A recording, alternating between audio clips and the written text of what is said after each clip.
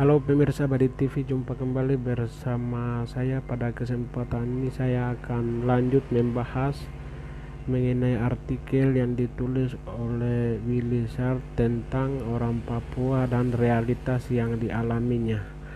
Dalam artikel pada poin ke-7, Willy Sharp mengatakan bahwa generasi muda Papua sudah hancur akibat pengaruh lingkungan yang buruk.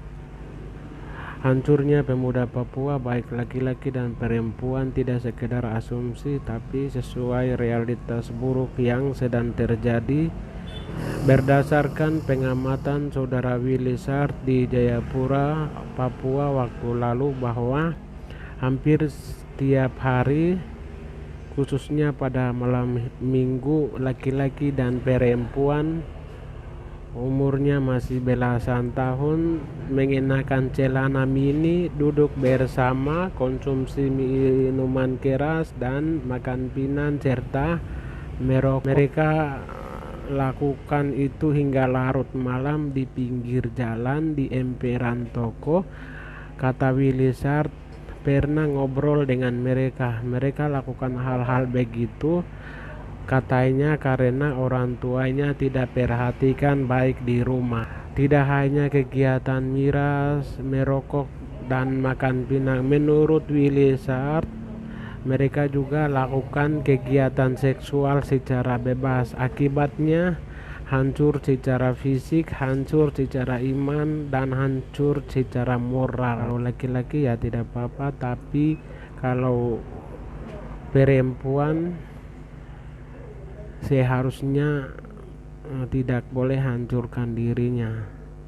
Harusnya jaga diri. Kalau tidak jaga diri, bagaimana menikah, bagaimana mengandung, bagaimana melahirkan, bahkan bagaimana mendidik anaknya ke depan. Jaga diri supaya bisa melahirkan generasi Papua ke depan untuk gantikan pemimpin Papua di birokrat maupun pemimpin Papua di politisi yang sedang mati di mana-mana di seantero tanah Papua.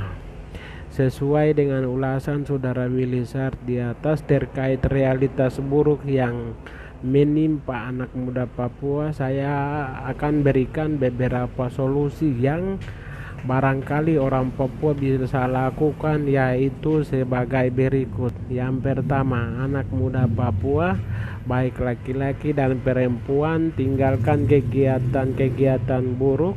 Tinggalkan kebiasaan konsumsi miras, merokok, makan pinang, dan seks bebas dan lain-lain. Kembali ke rumah, bantu orang tua, fokus ke sekolah, fokus ke gereja, dan fokus ke kegiatan-kegiatan positif lainnya. Yang kedua, dengan melihat realitas buruk yang terjadi, banyak anak muda yang mati sia-sia dan banyak pemimpin Papua di birokrat maupun di politisi yang mati konyol.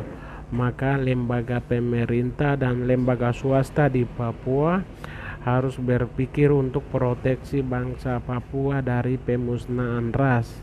Jika tidak lakukan, maka percuma kita hidup di atas tanah Papua. Karena itu tantangan kita bersama.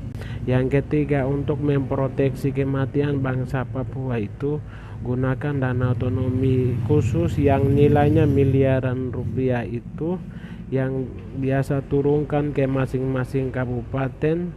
Itu bangun pendidikan dan bangun kesehatan melalui yayasan yang link dengan luar negeri, mulai dari usia dini sampai perguruan tinggi. Itu harus dilakukan untuk membangun SDM di tanah Papua yang siap menggunakan pada waktu mendatang.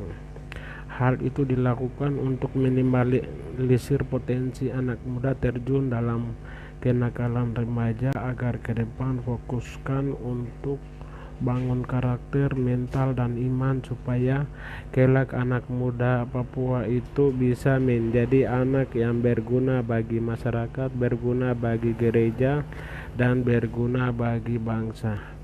Demikian yang bisa saya jelaskan, semoga dapat bermanfaat buat kita semua. Untuk pembahasan selanjutnya dengan topik orang tua tidak perhatikan pendidikan anak Papua. Saya Papua, salam akal sehat Badi TV.